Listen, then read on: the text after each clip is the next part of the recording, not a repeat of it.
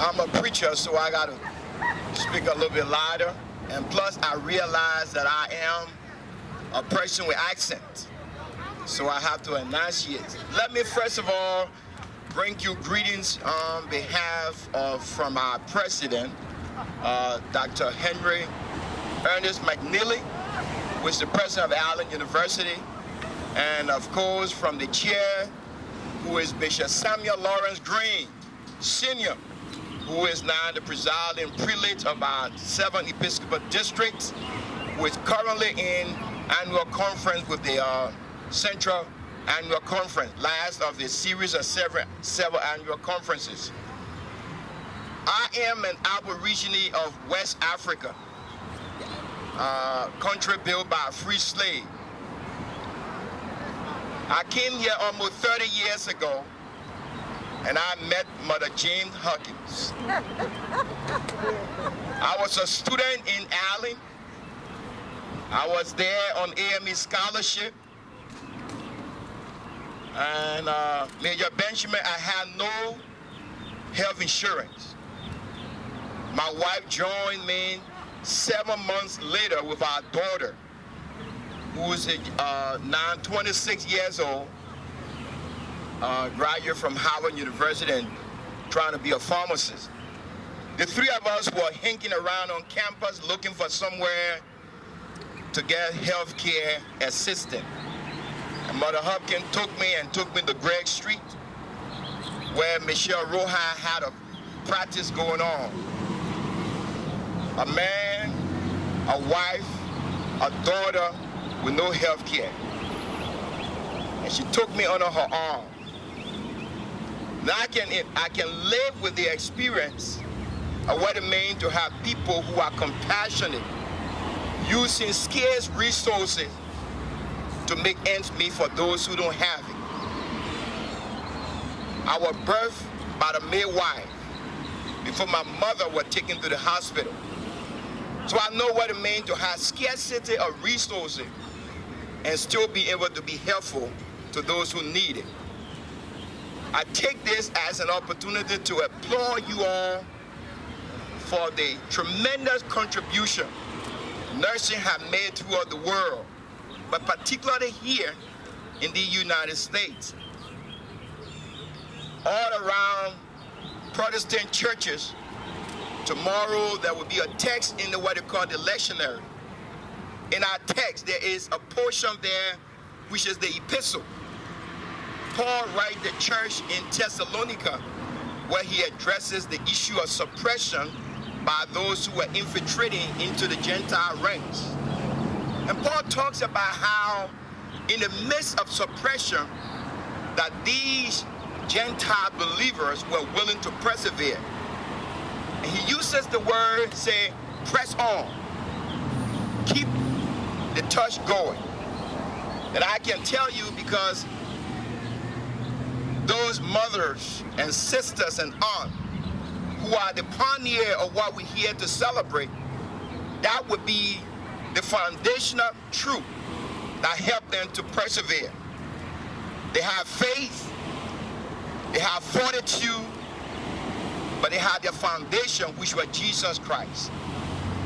And like Paul told the church in Thessalonica, and I say to all of us, press on. Press on in the midst of scarcity, even while we find ourselves being crippled by this pandemic. And there seems to be a chasm between politicians and the scientists trying to have an agreement as to whether wearing face masks is important. Press on. When it seems like your back is against the wall and you can't find your way out because you're trying to help those who can't help themselves, press on. Because even in the midst of that, not only were they people of faith, they have fortitude. See, these were people with black, Afrocentric bloodstream running in their vein. And they knew what it meant to have nothing and yet make a lot out of it. It sounds like a paradox, but that's the history of us as Africans. Mama would take handful of rice, few spoons, and stretch it up for 9 children to eat. Make scarcity to become something that is insignificant. That's who we are. We strive even in the midst of what seems to be difficult situation. They have faith, they have fortitude, but they have foundation. So in the midst of all of what we've been through, we come here today to celebrate years of our accomplishment. And I want to thank you, Mother Jean, for taking me under your arm. It's been 30 years almost now that I had health insurance. I served in military, retired as an officer, now teaching the very school where I came from with no health insurance. As a professor in the university, teaching the undergrad and then the graduate school, press on.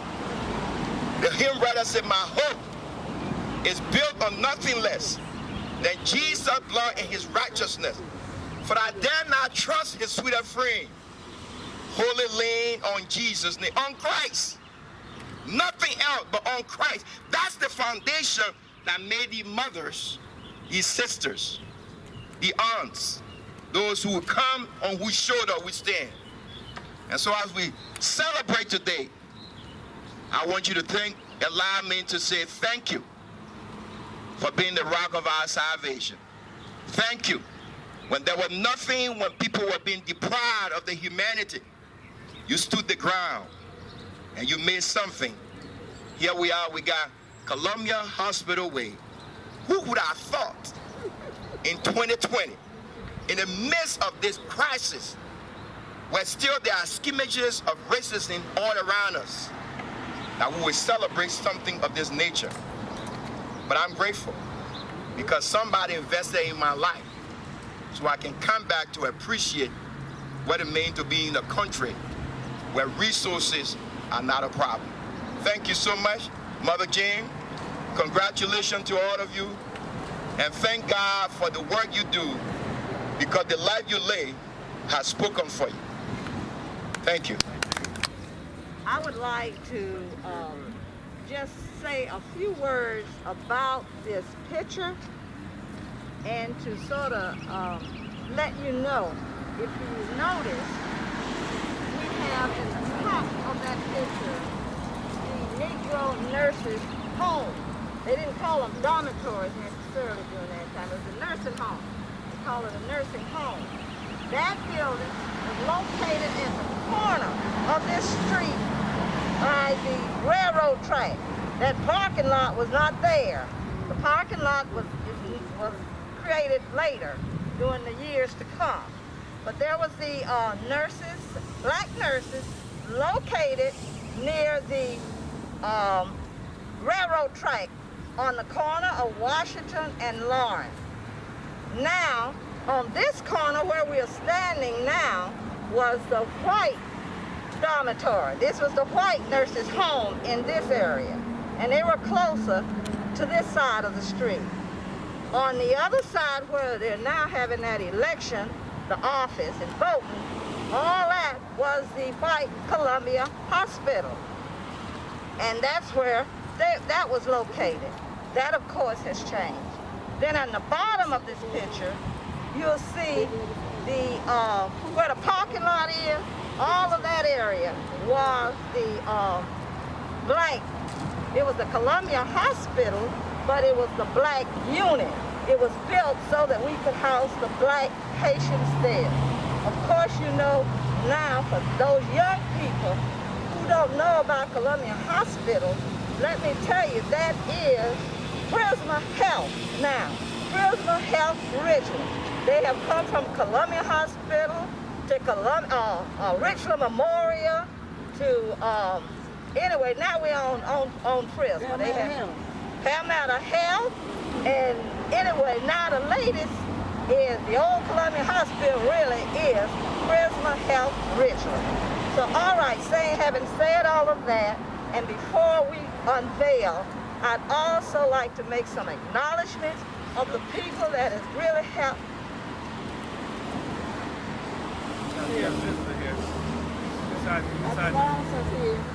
Oh, all right, let me do this and we'll call him up. What I would like to do is make my acknowledgments now of the people who have really, really helped us. They've been behind the scene, and they're now functioning. As you see, this is a major success. I ask them just to raise their hand when I call them if they're present. But we received monies at a civil level from the Delta Eta chapter of Chi Eta Phi sorority. There was one sponsor of Aramid Mitchell, I don't see her, and Patricia Paget, I think, is one of the daughters of one of our graduates. Then we also want to acknowledge all of our Columbia Hospital School of Nursing alumni members who worked so diligently and paid their money to help get this marker. And then on some of the other ones, I'd like to thank Dr. It's on the back of your program too, in case you haven't looked back there. Dr. Edward Breeden has helped us.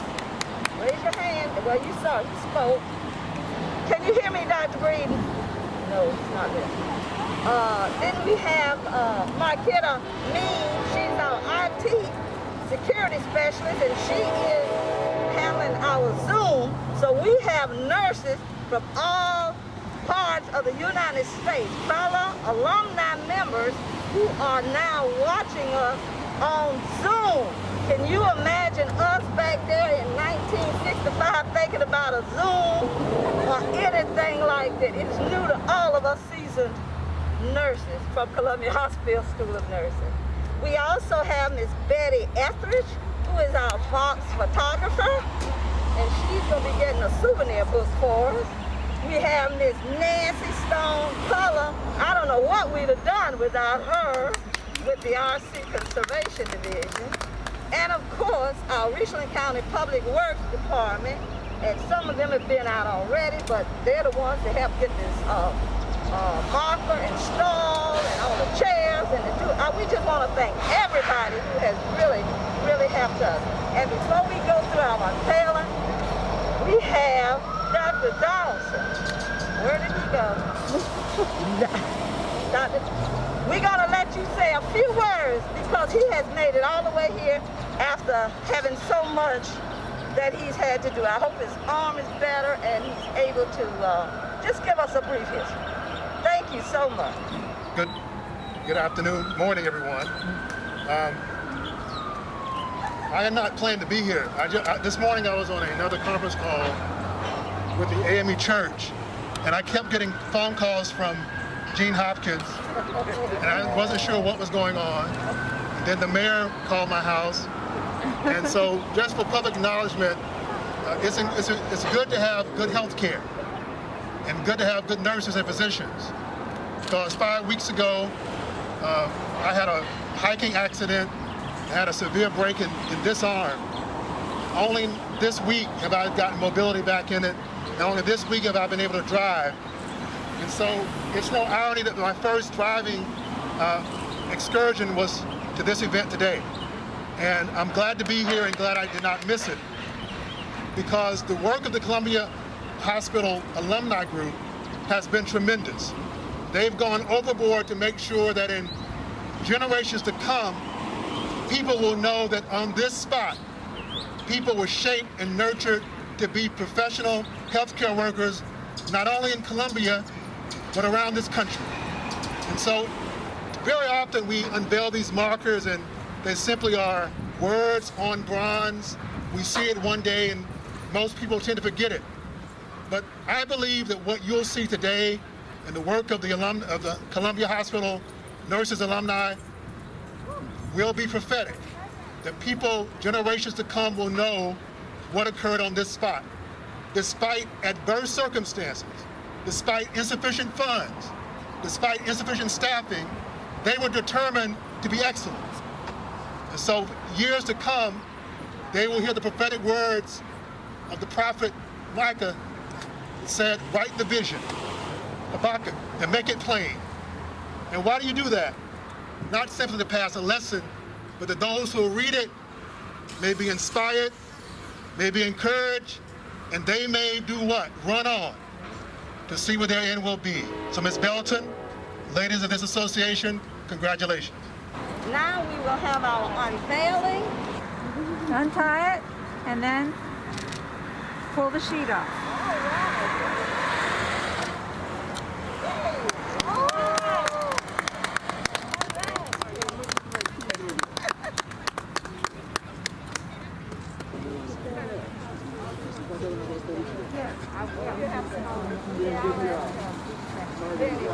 Well,